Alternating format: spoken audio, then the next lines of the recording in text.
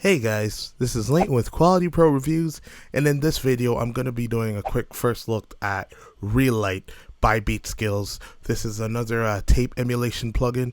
If you haven't seen my soft tube tape first look video, it'll be at the top right corner. You can check that out as well. This is going to be another one of those tape emulation plugins. So I'm going to give you my perspective on Reelight in a second, but just so we get a very fair and level playing field, I'm going to disable Reelight as I have it on my master. I also have Ozone. I'm just using isotope Ozone just to do some basic leveling and gain staging. So everything that you hear will be coming out of Reelight. So I'm just gonna disable Reelight, and then I'm just gonna play the track that we'll be using just to get an idea of what we're working with this tape emulation software. I'll be using the same beat that I made in my last video, which was a tutorial on how to make a vocal lead. If you haven't seen that video, it'll be in the top right as well and in the description below. Alright, so let's take a quick listen to the track, and then we'll look at Reelight and see what it does.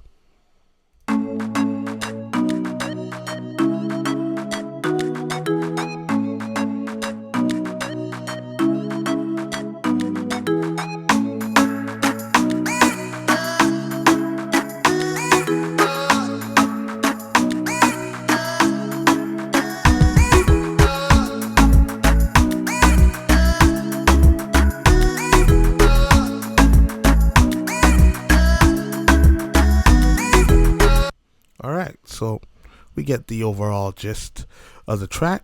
Let's take a quick look at the controls and knobs that we're working with for Reelight.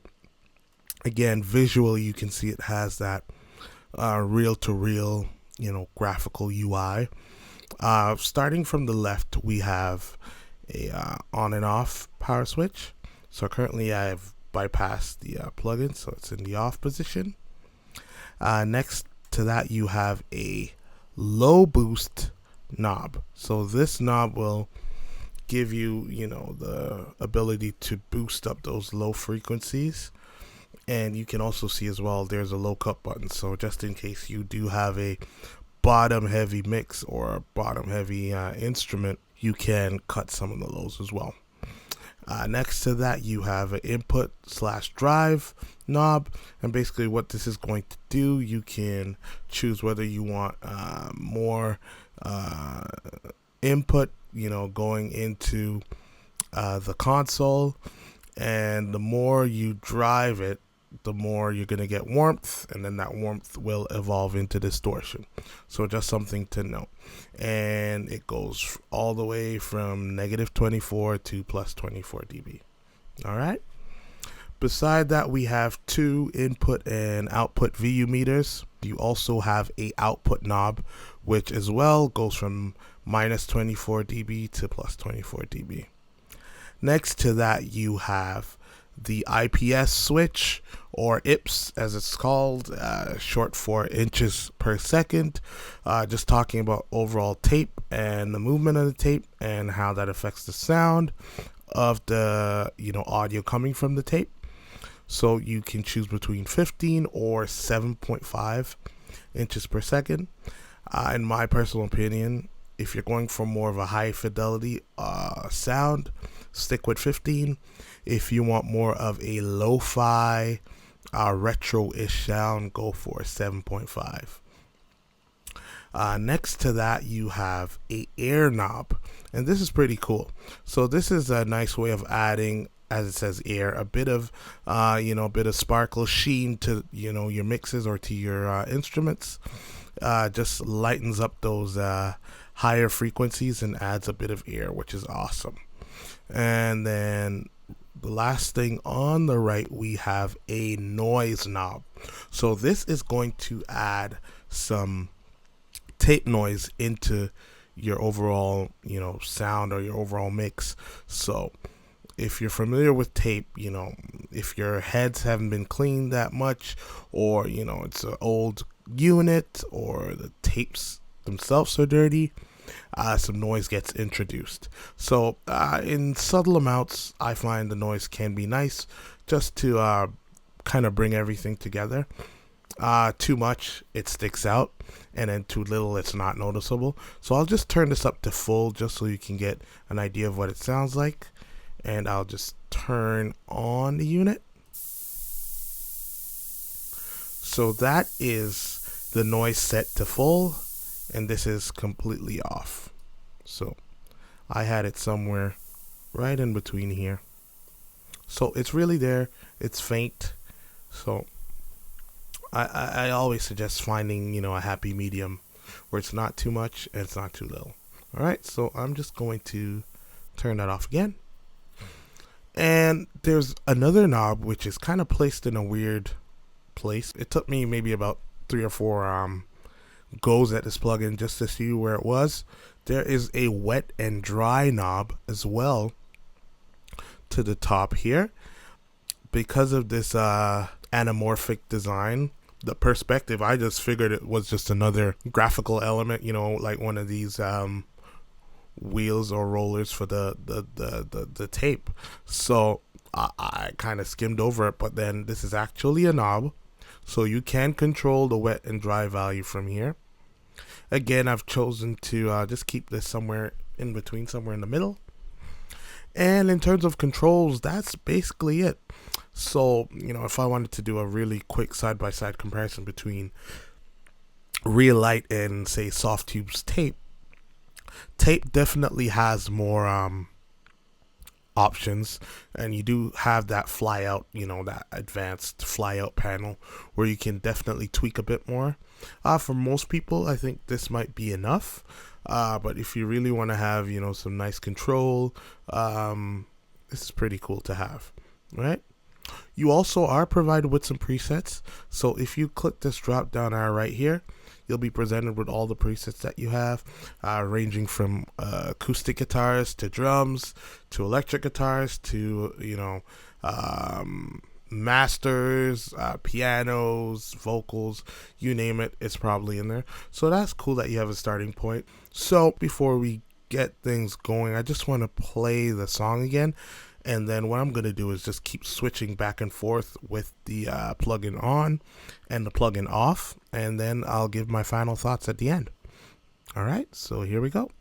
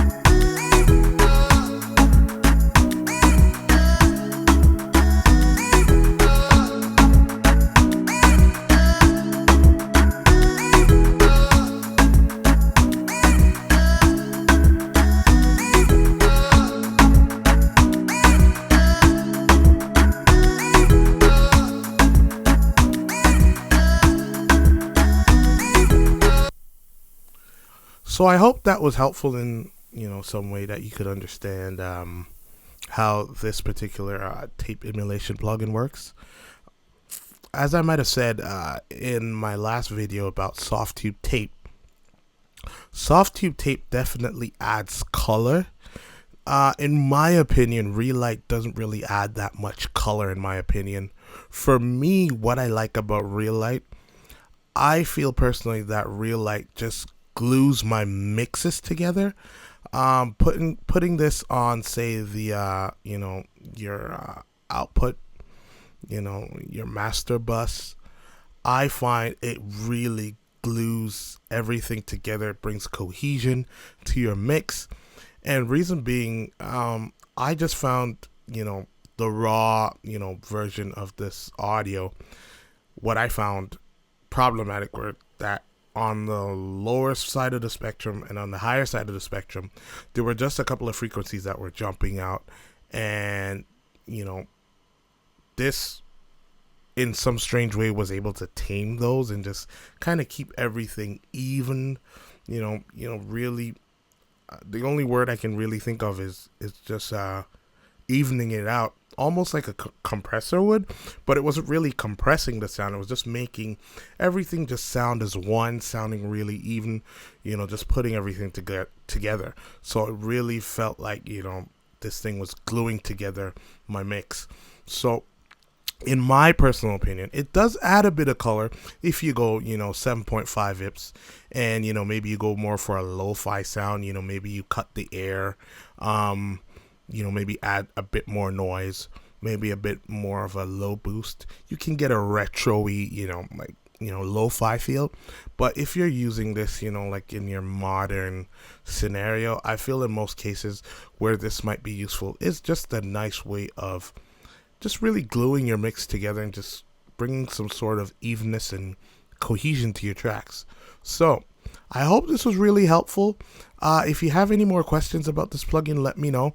I will put a link to BeatSkill's website in the description where you can get this plugin. If the price hasn't changed, last time I checked it was somewhere in the $29, $30 range. They also provide a demo, so you can try this thing out if you don't want to, pull the trigger and just spend on it right away. But I really like this plugin. For me, it's a different take on, the tape emulation deal that everyone's been doing so far. Obviously, compared to Soft2 Tape, which is $99, this is definitely a cheaper route. But like I said, in my opinion, I think that they both do two different things. Whereas I'd use Soft2 Tape for coloring my mix, maybe adding a bit more of that tape feel. In my personal opinion, I think Reelight just really glues the mix together, evens things out. Anything that's kind of jumping out of your mix, this will help to tame things, keep things even and nice and just cohesive. So I hope this video was helpful. If you liked this video, hit that like button, and share this with your friends. And if you haven't already, please subscribe. At the time of making this video, I'm at 480 subscribers. I can't even believe that. 480 subscribers. And also, before I forget, also hit the notification, hit that little bell. I'm pretty sporadic in my video uploads, so I don't really have a schedule right now just because things are really busy on my end. So if you want to get notified of when my next video comes out, hit that notification bell just to receive alerts on whenever I post a new video. Alrighty, so I'll see you guys in the next one. Peace.